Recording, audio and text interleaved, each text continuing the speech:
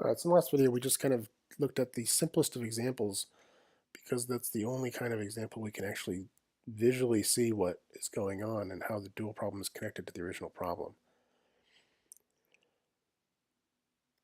I understand if you don't fully understand this connection, but try to understand this very simple example because it really tells you what's happening.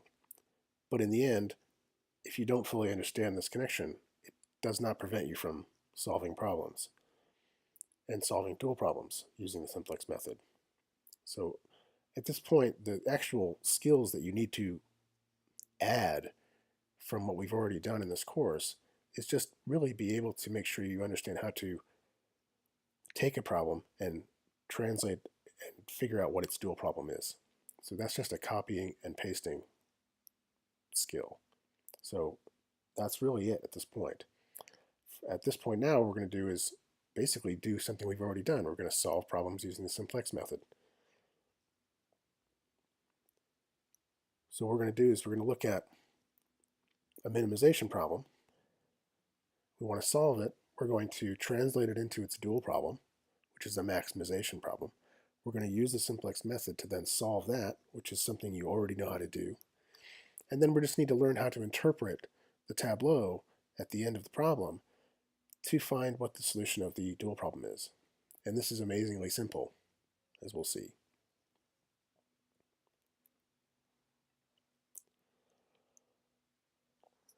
So let's consider two problems that are dual to each other.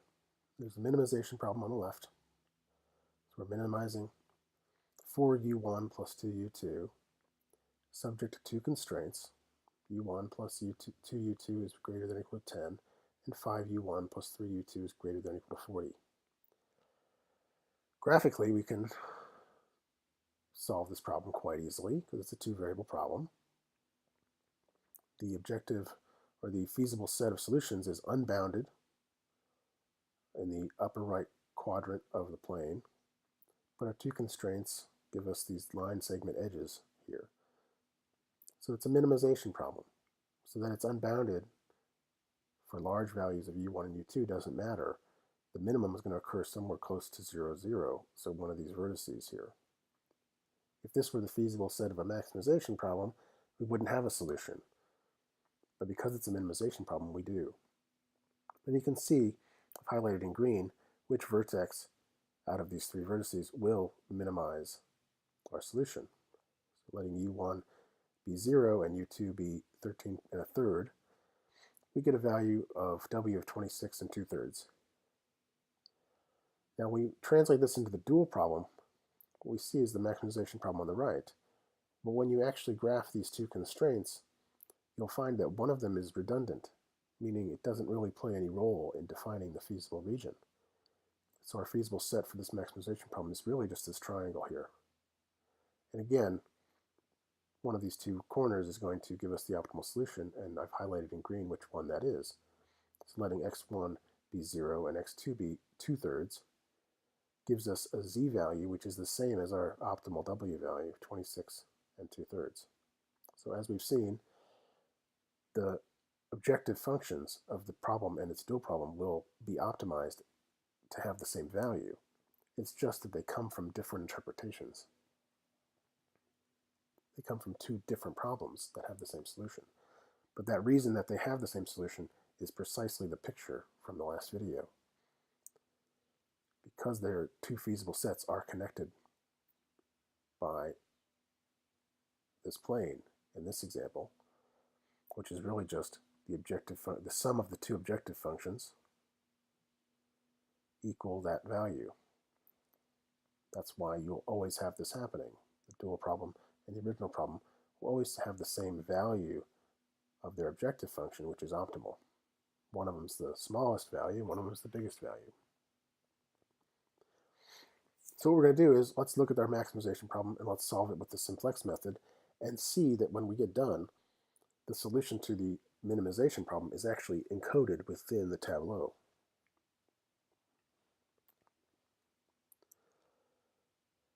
So again, just summarizing again, we have a minimization problem and a maximization problem, and they are dual problems. We've already observed graphically that the optimal values of their objective functions are the same, 26 and 2/3. And we've identified the decisions for each problem that will actually lead to those optimal values. In the minimization problem, 0 and 13 and 1/3 gives us the optimal value. In the maximization problem, 0 and 2/3 gives us the optimal value. So let's move on to the simplex method. So our original maximization problem here, I've just translated into our tableau, so our variables x1, x2. And what I'm doing here is, again, not technically valid, but it helps you interpret things in the end. We add our slack variables, which we typically call S1 and S2 in this example. All I'm saying to do is label them as U1 and U2. In other words, label them as the variables of the minimization problem. Because in the end, this will help us interpret the solution of the minimization problem. However, keep in mind that these slack variables are not the same interpretation as the variables of the minimization problem. We're just using this to kind of help us find the answer. All right, so we had our constraints. X1 plus 5x2 was less than or equal to 4. So that's what this first row is telling us here. And then we had 2x1 plus 3x2 was less than or equal to 2. And our objective function was 10x1 plus 40x2. So this is our original tableau. Initially, we have a 0 value of our objective function. And initially, we are only using our slack variables on the left. So our slack variables are 4 and 2. Again, if this is a production problem for maximizing profit, this is just saying at this point we haven't decided to make any products, x1 or x2 yet. Therefore, we have all of our available resources left.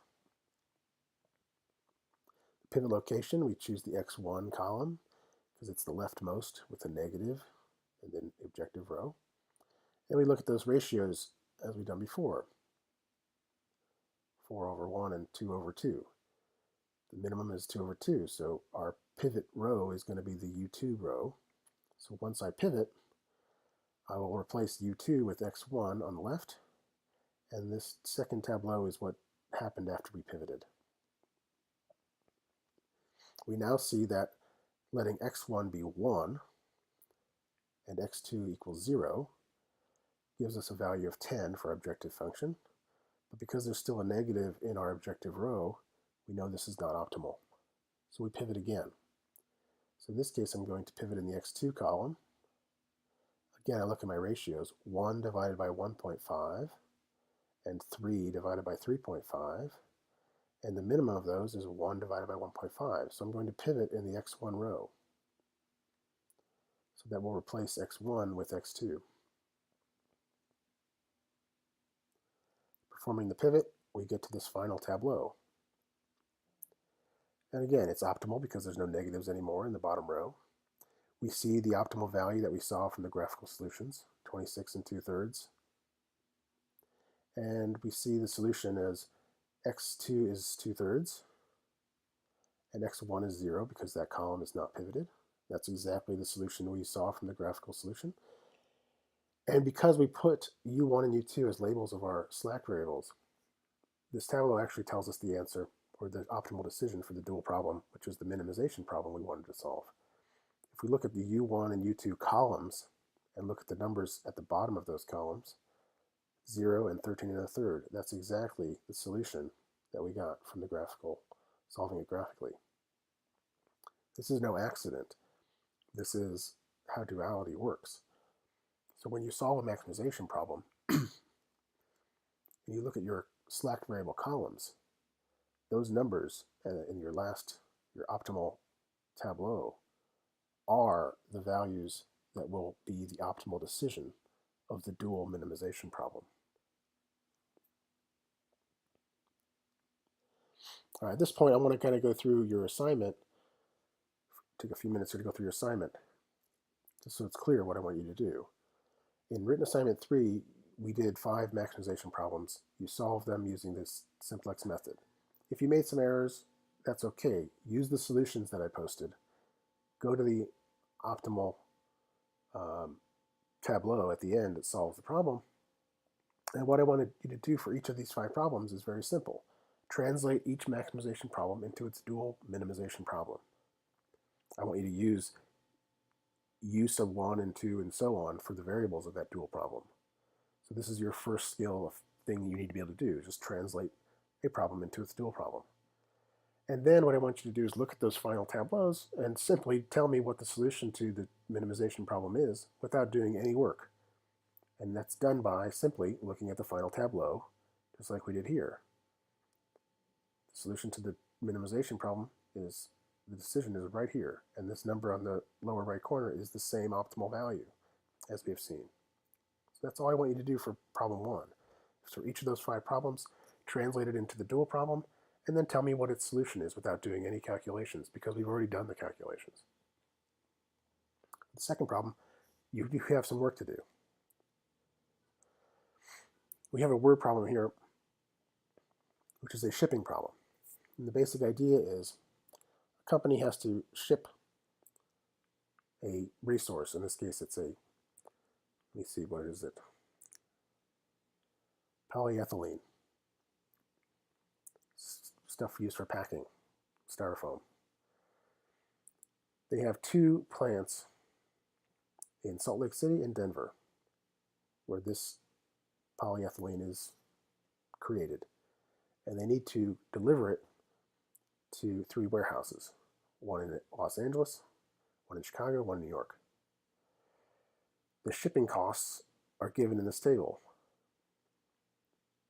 What you are to do is, based on the restrictions listed above and these shipping costs, create a minimization problem which will minimize total shipping cost to make sure that each of the plants is shipping out enough of the polyethylene. The idea is they don't want a huge surplus. They need to make sure they're getting rid of what they're producing. And at the same time, each of the warehouses has a need for a minimum amount. They need at least some amount of polyethylene. So we want to decide, how should I ship polyethylene from the 2 plants to each of the 3 warehouses, and decide how much to send from Salt Lake City to LA, how much to send from Salt Lake City to Chicago, and so on. So there's 6 variables here. So we want to create the minimization problem, which will minimize the total shipping cost and meet the requirements listed above. Then what you're going to do is, you're going to create the dual problem, which is a maximization problem. Now this problem has 6 variables, and you're going to see it has 5 constraints, which means you're going to have 5 slack variables. Let me correct myself. This variable has 6, this problem has 6 variables and 5 constraints. So the dual problem, which is a maximization problem, is going to have 5 variables and 6 constraints. And what I want you to do is solve that maximization problem using the simplex method. So you're going to have 5 variable problem with 6 slack variables. So you have 11 variables in total. And you're going to solve it with the simplex method. Now I've done this problem already, so keep in mind, it does take more than a few steps, but not a ton. And there's a nice thing about this problem. The matrix that you see with all the coefficients already has a lot of zeros and ones in it. So what that means is each step isn't going to take that many steps to do. So even though there's a lot of pivots you're going to have to make, each one doesn't require a whole lot of steps. The biggest thing you need to do is make sure you go slow and don't mess up your Excel dragging and things like that, because that will just lead to problems. So how you can check yourself in the end is, when you get to the end of the problem, you have your decision for your maximization problem. Just go back and make sure those numbers actually satisfy the original constraints. Because if you mess up in your Excel, what will happen is most likely you'll see that they don't, or there's some problem there. And then once you interpret the solution to this problem, this minimization problem, from that tableau, I want you to describe what it means. What does it mean? What are we actually deciding to do? Right? That may require you to write a couple sentences. So again, keep in mind, make sure you, oh, sorry, hold on a second.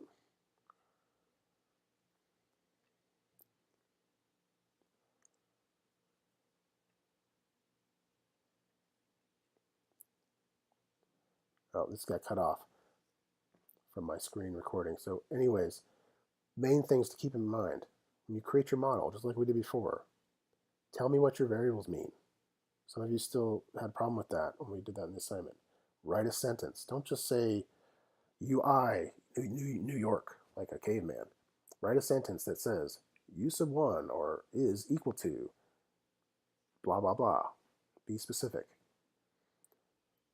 Create the dual maximization problem with the variables x1, 2, 3, 4, 5. All right? And then use the simplest function to solve it. When you're done, interpret the solution to the original minimization problem from that tableau. And again, write some complete sentences that are describing what those decisions mean in a practical term. It's a shipping problem, so you're describing what's being shipped from where to where. Be sure to describe that.